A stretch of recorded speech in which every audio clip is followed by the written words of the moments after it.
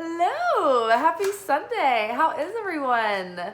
I'm good. I had an unexpected night off from work, so I'm on here making our Oracle forecast or weekly Oracle forecast early today. We're here taking a look at the week ahead to see what kind of energetic weather we're going to be living in. And then tomorrow for our anchor message, we'll go a little deeper and figure out kind of the themes of the lessons we'll be working with this week. So right off the bat, we have hope. And the initial impressions that I'm getting for the week coming up, just that I got from my own personal weekly spread that I just finished a few minutes ago, was that this week was going to be focused on really helping us cultivate a sense of joy and lightheartedness, even amidst difficulty and challenge.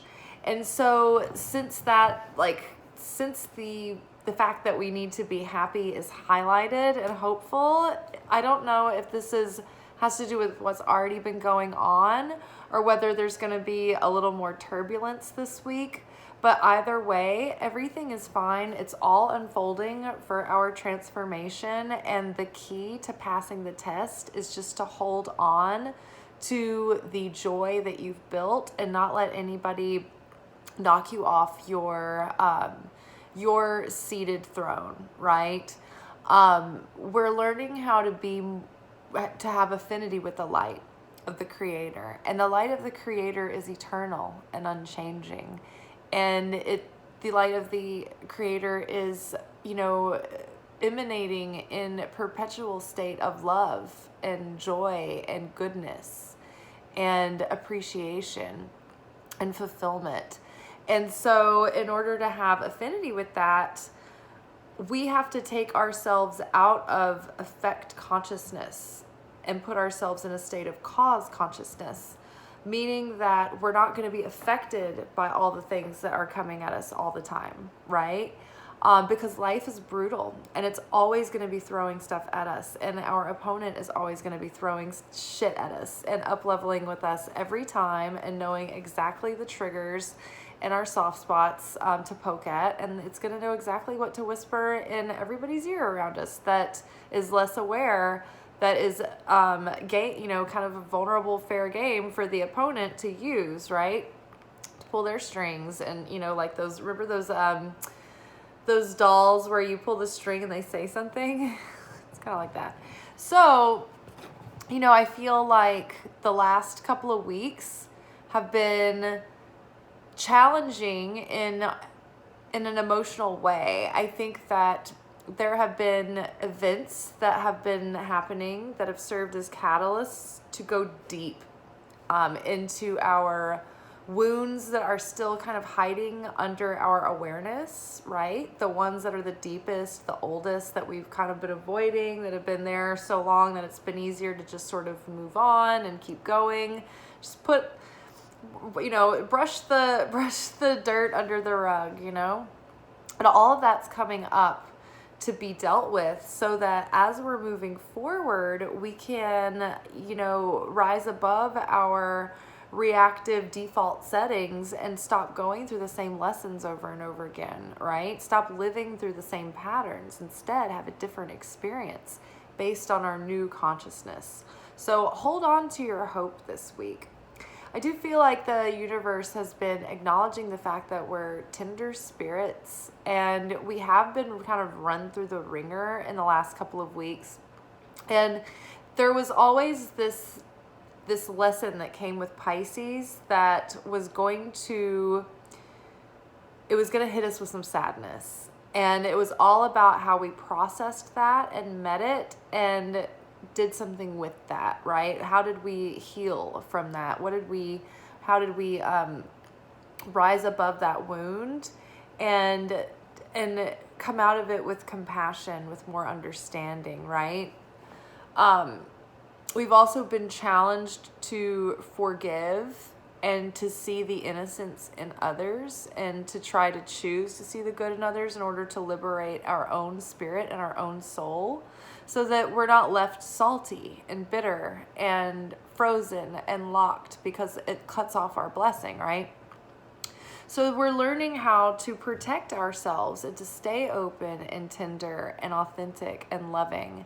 And, you know, we've already been challenged so much to be able to see the good in others that I think this week it's like the universe is trying to turn that around and say, hey, after everybody has projected on you and tried to knock you down and bring you down, the challenge this week is to remember to see the good in yourself. And that the Creator sees the good in you, and the Creator is the good in you. So hold on to that and let it make you hopeful and focus. Focus on the good in you, not the way that people have criticized you and picked you apart. And that's not to say that we don't have an open ear and an open heart for constructive criticism. But we always want to be taking our constructive criticism from the Creator, right? And sometimes that does come, it does come through messages that people, that pass through our physical world a lot of times. But we don't need to get caught up in the story of what the ego person is saying, right? We need to look further and see what the message is in the whole situation, right? And sometimes, you know, what that might look like is if somebody is saying abusive things to you, don't get caught up in their story. Ask rigorously just to cover all the bases, just to make sure everything's good and clean. Okay, if there were any truth to this, what would it be, and how could I clean up my side of the street without taking that on as a ding to my self-worth? Just helpful hints and tips. Okay, cool. Top 5 ways to, accelerate my spiritual growth right now. Cool. I'll take these into consideration, but I'm not going to let it ruin my heart. I'm not going to let it deeply wound me and throw me into a downward spiral of questioning myself, right? I'm not going to let it damage my self-worth or the self-confidence that, we've, been working to build. So it's like you take that into consideration. So, okay, maybe not, right? Maybe it's all just BS. It's probably all this person's garbage that they're throwing on you. Either way, you're like, okay, cool. Anything helpful I can take from this? But really, what am I looking at in the situation? What's the message here? Maybe the message is that I need to speak up for myself and set a boundary. Maybe the message is to not speak at all. Maybe the message is to not give the person or the entity or the institution the satisfaction of my reaction. Maybe I am better served to not make a move or say anything at all.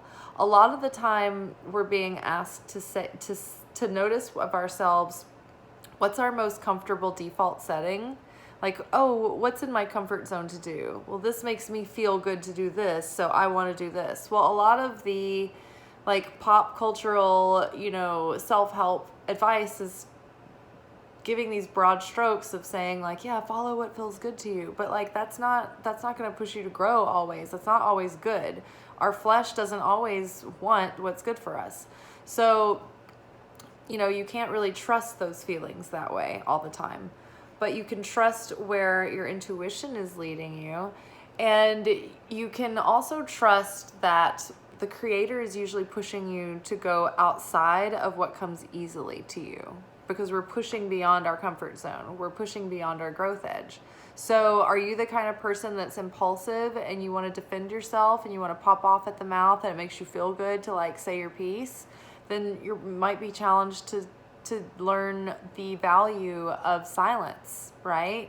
And learning not to put your foot in your mouth or learning to just let it slide because the win isn't worth the cost, right?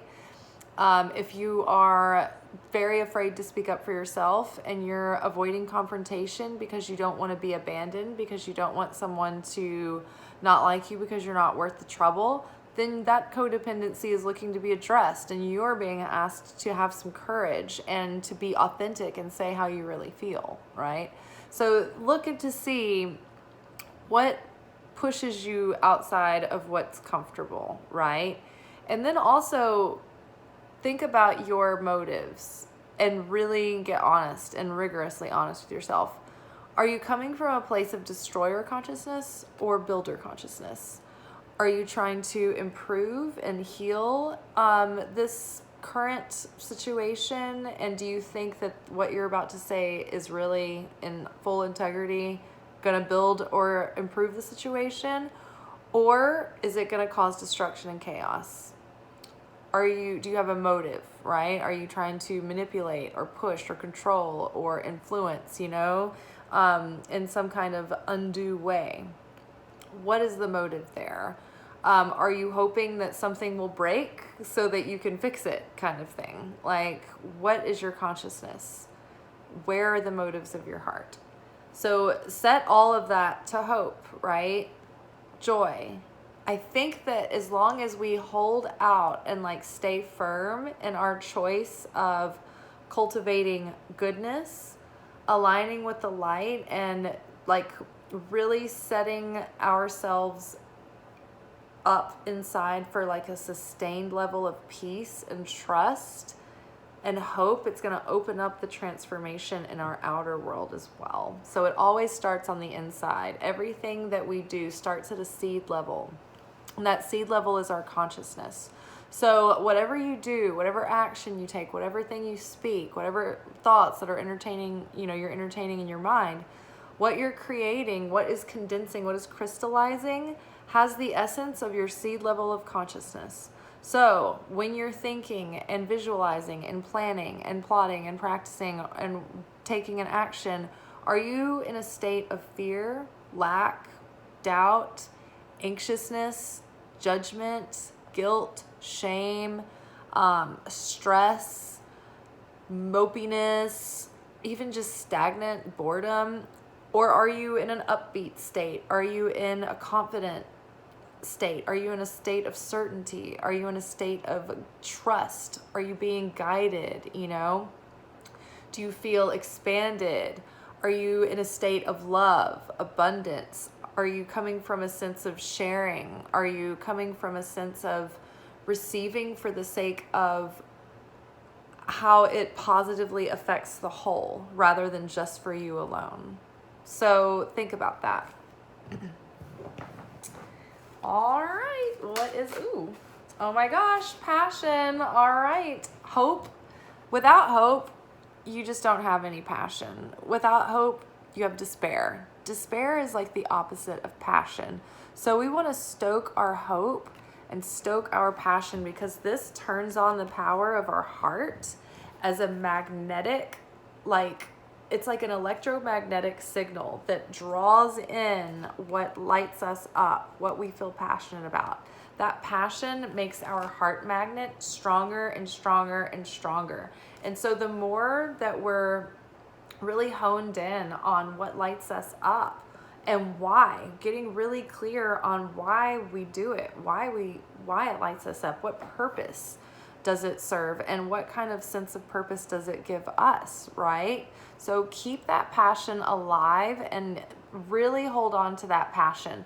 Really hold on to that joy and that sense of being lit up and, letting things light you up, because you light up others when you are lit up. That joy is infectious. It's going to be in the seed level. That passion is going to be in the seed level of whatever you put your hand to. And it's going to spread and it's going to be contagious. And that's what you want to be contagious, is passion.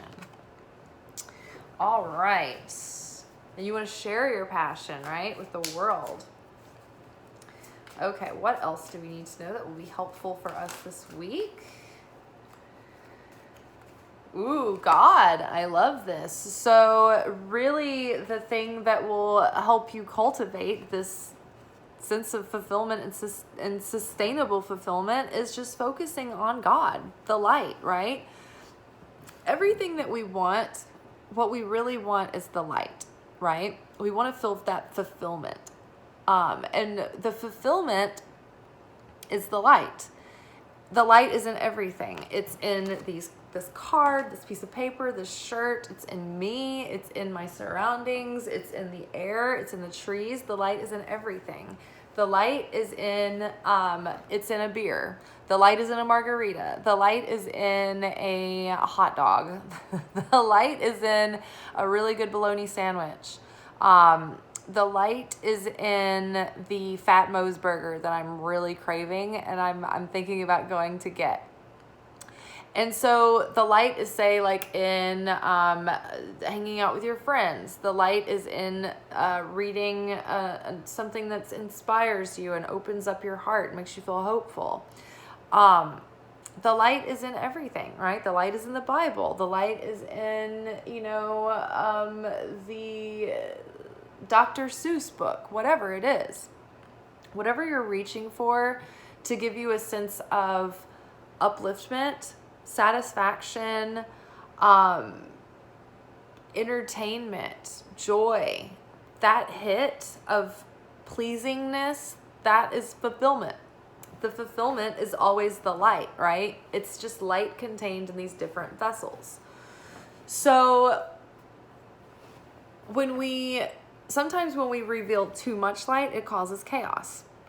A good example of this is if I'm going to go to Fat Moe's and get a burger and spicy fries, sometimes I get tempted to get some chicken strips too, some chicken tenders with honey mustard.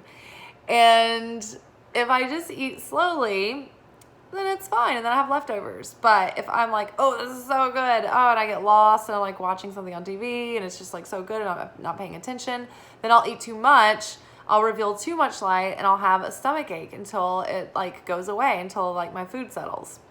And I'm all tired, and I don't feel good. And so that's kind of revealing too much light.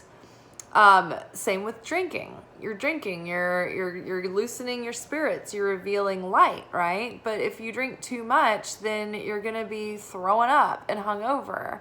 Last night I went out drinking after work, and I made my video, and I ate a little something before bed, and I really did. I revealed just enough light. I wasn't really hungover today.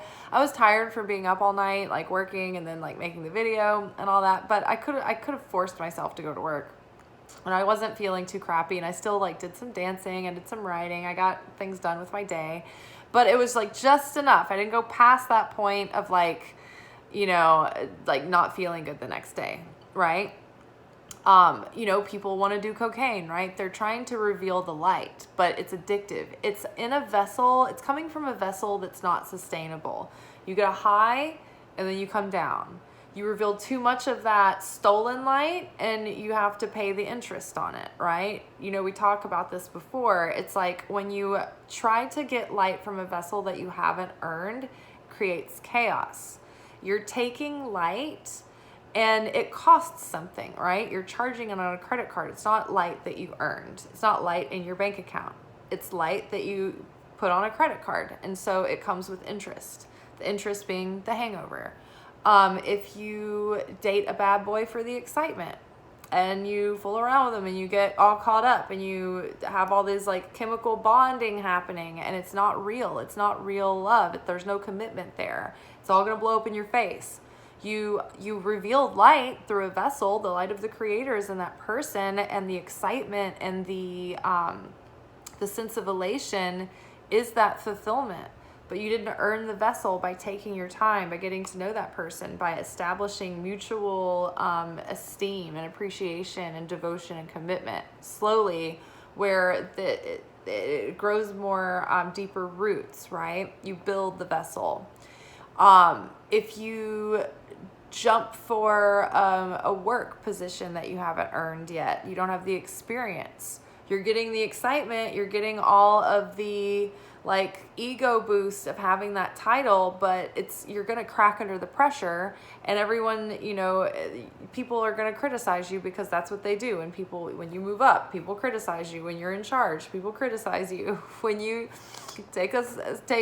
move out and even just do an active leadership, people will criticize you, right? So can you sustain that yourself under the pressure without having the experience?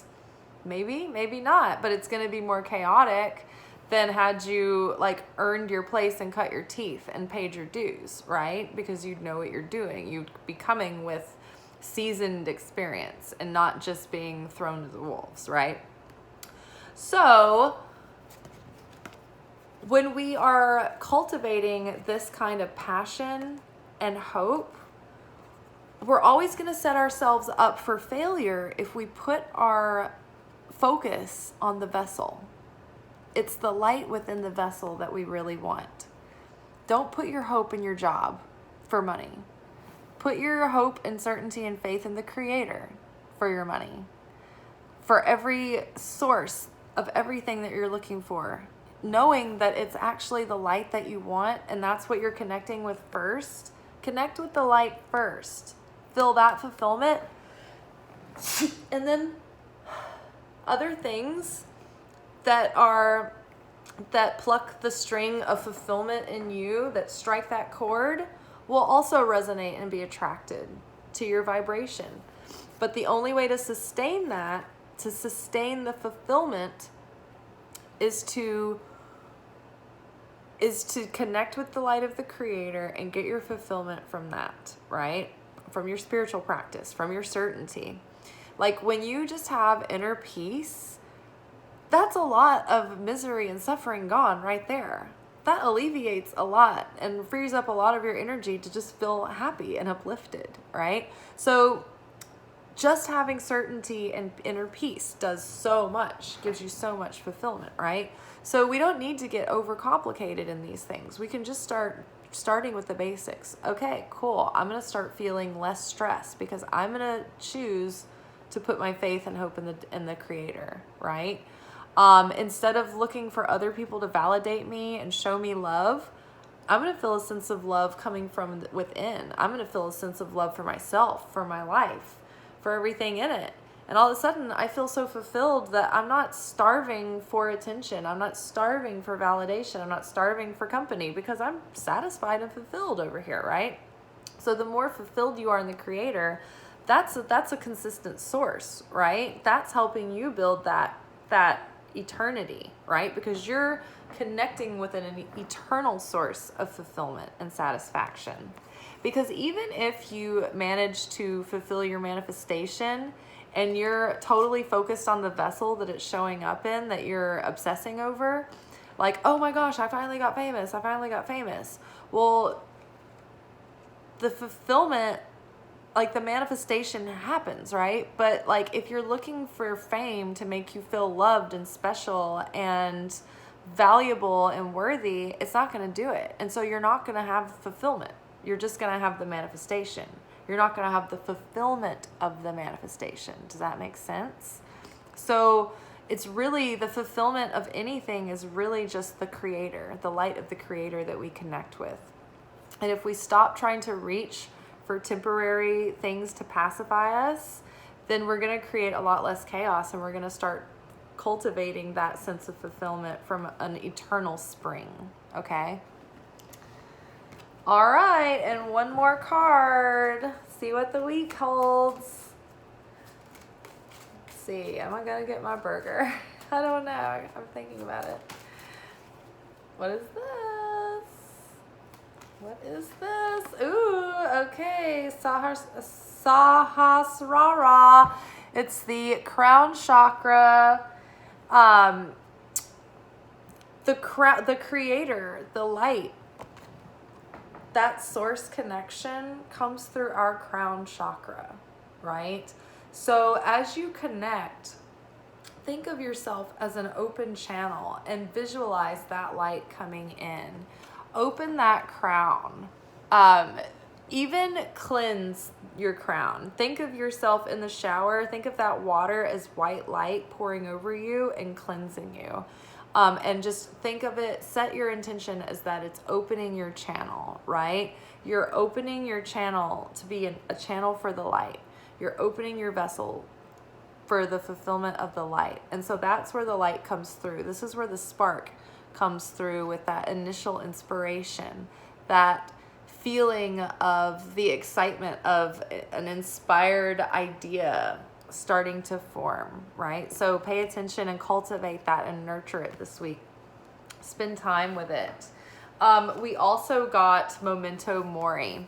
And so when I get this card, I like to think of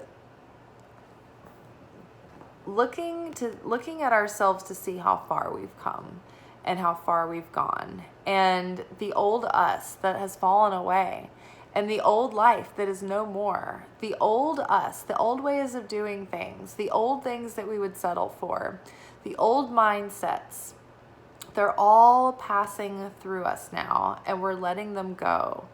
And we're allowing that ego death to happen layer by layer, shell by shell, just allowing this process, and just continue to allow it this week, because the more of those layers we allow to like fall away, the more we're exposing that radiant, pure source light from within. It's going to be radiating out of us.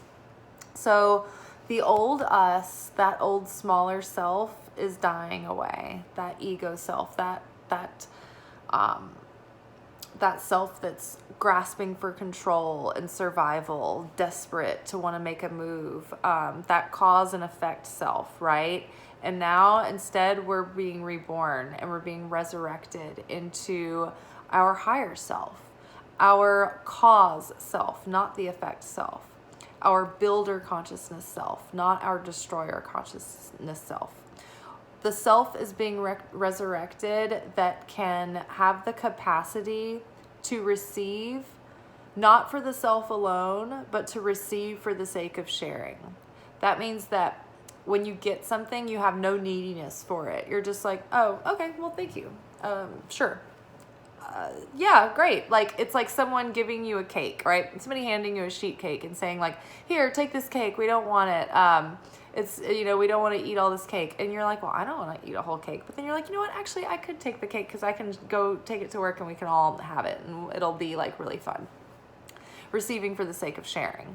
It's like getting the cure for cancer, and instead of sitting on it and keeping it secret for the benefit and wealth of a few, you share it with the world for the sake of healing others. And in turn, I think that you would receive so much more than just whatever this small portion of receiving that you're getting from sitting on a discovery like that, if that were true, for instance. So, I mean, how many probably pharmaceutical companies and, people out there, private industries probably have cures for lots of things, but treating illness and like treating symptoms is a lot, it appears to be a lot more profitable to them than actually curing illness, right? Because that's back to the destroyer consciousness versus builder consciousness. It's like a builder consciousness is the kind of professional that like, it would be a researcher who researches for like the cure for Alzheimer's, because they never want Alzheimer's to happen again. Versus someone who would say practice, like say for instance a dentist who needs someone to have a cavity in order for them to need to come in to have a reason to go to the doctor. Like they can't even profit unless there's something wrong with someone. Or like a plumber who like kind of needs people to have pipe problems, so he has to go fix them, or a mechanic, but there's also the positive builder mechanic, right? Who's like, I want to maintain people's cars so good that they never have any problems, right? So it's like, as an intuitive, I, like to use my gifts to help people, but essentially I want to use them so that they can align with their own internal guidance and they never need to feel like they need to depend on me. That's the last thing I would want, is for someone to think that they needed me to tell them how to live. That's not really what it is. But we all can benefit from sitting with someone in their counsel who is, like a trail guide on the path with us, or someone who is ahead of us, who's a mentor that can share their knowledge or help grow us. But we never want to put our power outside of ourselves and give our full consciousness over to somebody else. It's just that, you find people who are in alignment, and you feel, that are in integrity. And then you take into consideration, but you also still tune into your own inner guidance, right? You have your own relationship with God, your own channel to source that you're working on, right? We're all working on it. Well, all right, you guys, we've got hope, we've got passion, we have God, we've got our crown chakra, keeping that open for that flow of divine inspiration coming through. We've got memento mori. We've come so far, and the old us is falling away, and the new timeline is starting. New story, life season, next season is coming up. All right, y'all, I hope you have a wonderful week, and I will see y'all tomorrow for our anchor message. Also, like this video, share it with your friends, comment, subscribe to this channel. Excuse me, I almost choked on my own spit. Every little action you take on any piece of content that creators make help it get out into the algorithm, and it helps other people find these messages too. So don't keep me a secret, and check out the description box below for other helpful resources and maybe final thoughts. And also, if you'd like to support this channel, you can make a donation to my PayPal link or my Venmo. If not, that's fine too. All right, y'all, I'll see you later. Ciao.